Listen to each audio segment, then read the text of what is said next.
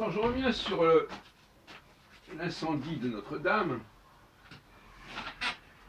en faisant une petite remarque préliminaire assez amère, savoir que depuis la rentrée, depuis l'automne 2018, on ne parle plus des terroristes, des étrangers, on parle des dangers venus de l'intérieur. Les gilets jaunes, ce ne sont pas des islamistes, que je sache. Et l'incident et l'incendie de Notre-Dame, ce n'est pas non plus apparemment le résultat d'un acte terroriste. Alors c'est quand même étonnant et intéressant de constater que nous n'avons pas besoin des terroristes pour avoir des problèmes et du désordre en France et à Paris. Nous sommes bien capables d'en nous en créer nous-mêmes. Et d'ailleurs, les terroristes doivent regarder ça avec un certain air amusé, constater que la France est capable elle-même de se terroriser, si on peut dire, et de se porter des coups fatals sans avoir besoin des terroristes. La menace extérieure a laissé la place à une menace intérieure, faite parfois d'ailleurs d'incurie, incurie à la fois de la part de la police et incurie à la fois du côté de Notre-Dame, du manque de surveillance, qui est évident quelque part, parce qu'on nous dit qu'il y a eu un problème de bug informatique qui a mal décidé. Enfin, en fin de compte, ça s'est décidé en très peu de temps, ce qui s'est passé à Notre-Dame. Et je reviens donc là-dessus, sur le cœur de mon exposé, à savoir que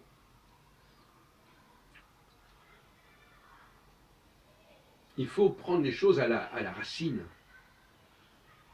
Si on avait constaté le problème très tôt, à son tout commencement, ça n'aurait pas pris l'extension que ça a pris. Une évidence. Donc, être le premier à signaler, à donner l'alerte, c'est fondamental. S'il n'y a pas un premier, qu'il n'y a pas quelqu'un qui est là au début pour dire où est le problème, eh bien après ça devient incontrôlable. Est-ce que vous voyez où je veux en venir? Je ne suis pas certain. Je veux dire par là que être le premier, c'est fondamental, dans tous les domaines. Être le premier à signaler quelque chose, que ce soit dans le domaine intellectuel ou dans le domaine matériel.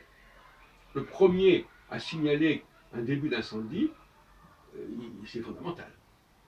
Le premier à montrer la voie au niveau de la recherche, de la technologie, dans un certain domaine, c'est fondamental. Autrement dit, la leçon que je tire ici, c'est qu'il faut encourager à être le premier, à voir avant les autres, à signaler et à alerter avant les autres.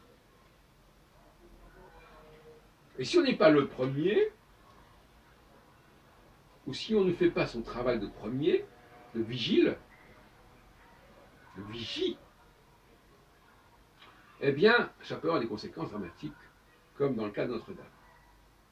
Et inversement, quand dans d'autres domaines, on n'est pas le premier, ou on n'a pas les premiers avec soi, eh bien,